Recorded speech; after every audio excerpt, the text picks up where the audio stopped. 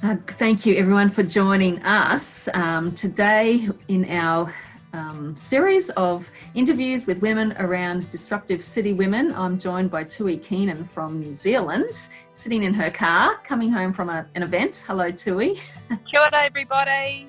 Yes, great to have you with us. And Tui is one of the women who feature in our book, and she is passionate about particularly disrupting the area around family violence, and has the amazing story of what she's been doing in her city, which is now spreading around all of New Zealand. And I love it. Again, you're a woman who's seen darkness at work in your city, not just prepared to lie down and leave it, but you've taken a stand and you're doing something about it. But let me just read a little bit of your bio so people understand who you are. You're a wife and a mother of 5 girls. Yeah. You look like you're about 23. Yeah, I started when I was 5. Amazing.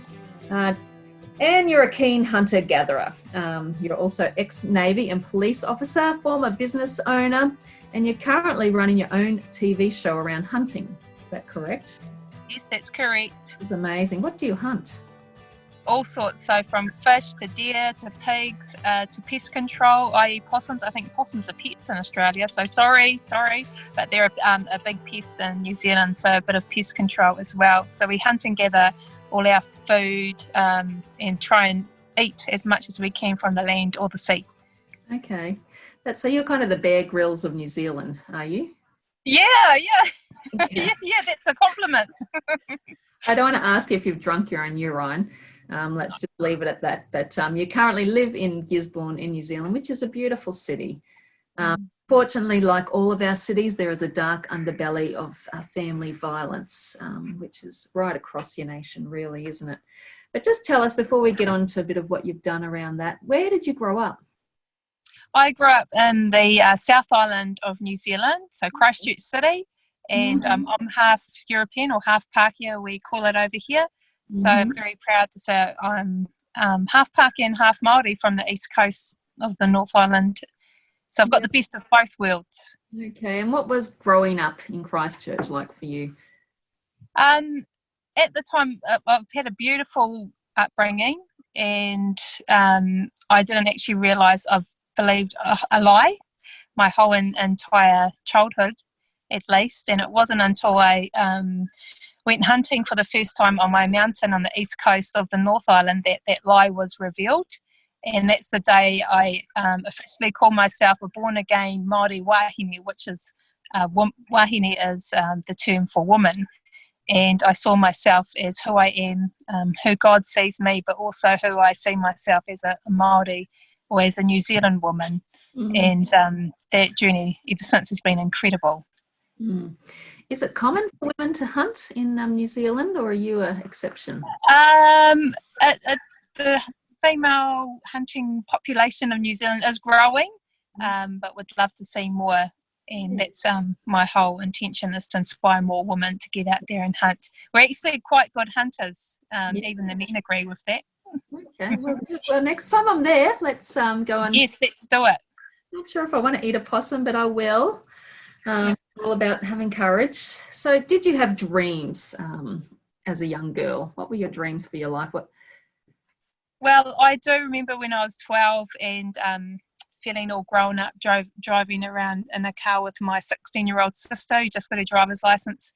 And we were out till 11 o'clock one night, and we saw some domestic violence happening at a local bus stop where mum, dad and 2 children under the age of 5 were present. They were waiting for the last bus that didn't turn up, and it just broke my heart. So I told my sister, pull over. We loaded them up in our car. I had one of the toddlers on my knee, and we dropped them off to their home, and just felt that real compassion of wanting to help at such a young age. And it wasn't a surprise that I joined the police to help families. But the police, back then, it was always about lock dad up and leave kids and mum at home in a mess. And that's what pretty much broke me, because I wanted to stay behind for the kids and for the mum, but I couldn't.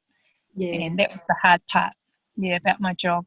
Yeah, and that's what really led you, into starting Te Hāhi. Yes. pronouncing like a white person, so you can correct me. Oh, you're awesome. No, you're doing well. So tell us why you started that and what that involves.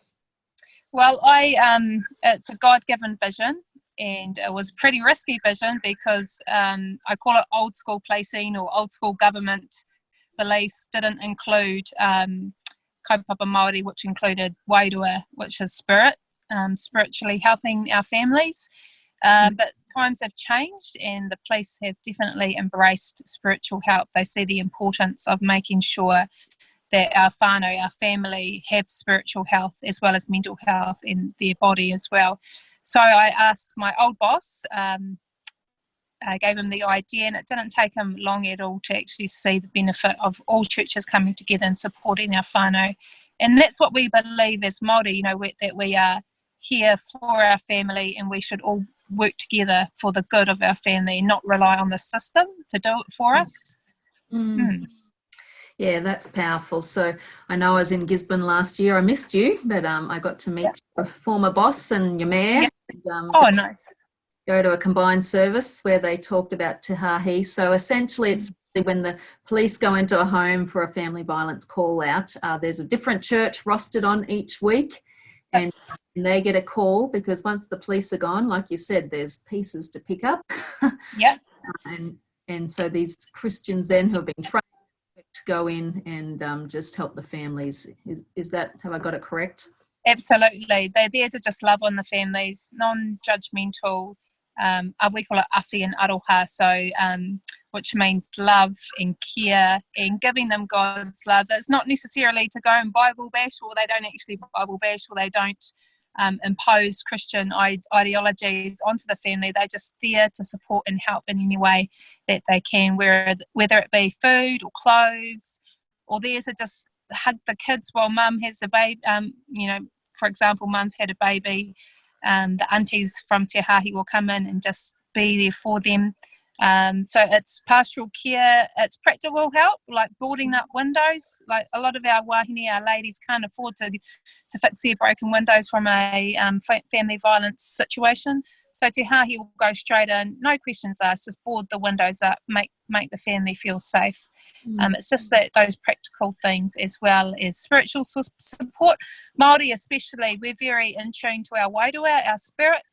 And if we feel there's a bad spirit going on, or there's a bad kaupapa, or something's not right in the home, Māori are very open to having Christians come and pray in their house and bless their house, and also to bless them. So it's a beautiful experience to watch here in Gisborne. I mean, it is what you're doing. It's fantastic and it needs to be done. Do you feel like you're just picking up the pieces, or is it helping to get on the front foot and be preventative as well? Yes, it is. It is. The police see it as a preventative measure as well as ACC. I don't know what you call it in Australia. It's accident compensation. Okay. They see the benefits of Te Hāhi and other agencies to support families, because then they don't have to pick up the ball on the other end when there is domestic violence due to assault. They're paying for assaults or injuries or aftercare. So it is, the police see it as a positive. Other non-government agencies and government agencies see it as a positive, and we're all working together. And Te Hāhi is a regular name that's mentioned in the office that I work in. It's really lovely to see and hear. It is. Oh, it's awesome when the churches can offer help and partnership in this way, when we're seen as needed. Why is there such a big issue with family violence in New Zealand? Where does this stem from? Like, it's exceptionally high, isn't it? It is. In my position as a family harm iwi facilitator, it's intergenerational. A lot of it is the cycle. It comes from our ancestors, and it's just that what we call working with the family to restore their mana. So their mana is in here, and their mana gets violated when family violence occurs or violence occurs in their life, and they pass on that mana, violation of that mana to their children and their children's children. So it's coming in a bit similar to me, really, identifying those lies and identifying that violation of mana in in our families' lives, and restoring that mana and bringing the truth through to our families, and realize and helping them realize that the lie that they have been believing, their lives can be disregarded and the truth can be revealed. Yeah, it's really it's long-term generational work, isn't it? It is. And the war as well, like I think back to my grandfather, beautiful man he was, and he would be an angry man when he got drunk, and the reason why he got drunk is of the trauma he saw at war. Yeah. So that is a big part on the East Coast. A lot of our East Coast men went to war and came back, weren't supported by the government or any other agencies, because there was nothing really, so they had to make do with what they got. So yeah, I can imagine. So now, if I've got my facts right, the head of police in all of New Zealand has okayed Te Hāhi to be rolled out in every city. Is that? Yeah. So we have a steering committee, a board, and some coordinators who work for Te Hāhi, because that's not my expertise. And we've been to Police National Headquarters, who have embraced it and are very impressed with how Te Hāhi has crossed all the T's and dotted the I's, and have some very, very clear guidelines and policies in place to make us safe, but also to make the police safe, and ultimately our families safe. Yeah, no, that's exciting. You've really pioneered something, and it's still early days, but hopefully in a few years hopefully there's churches in every city working together and taking responsibility for this issue. Absolutely, and there's power in unity. We all know this. There is absolute power in unity, and just seeing the churches come together as one, stripping off their titles. It's quite funny because we name the teams like number 1, number 2, number 3, all in Māori language. So your team Tahi, team Rua, team Toru. And, like the police will say, what team's on this week? Oh, it's Team Toru's week. So it's not the Presbyterians, it's not the Catholics, it's not the Pentecostal church, it's Te Hāhi. It's just so beautiful to watch. Yeah. I think it may have been your police commissioner from Gisborne. I went out for dinner with him last year, and I think he even asked, so what's the difference between this church and that church? Yeah. It just makes no sense to them. That's right, exactly. They have no idea, but the proof is in the pudding. They just love the pudding that Te Hāhi dishes up for our families. The pudding, and what I mean is the work that they're doing in helping restore lives and restore mana into our whānau. Yeah.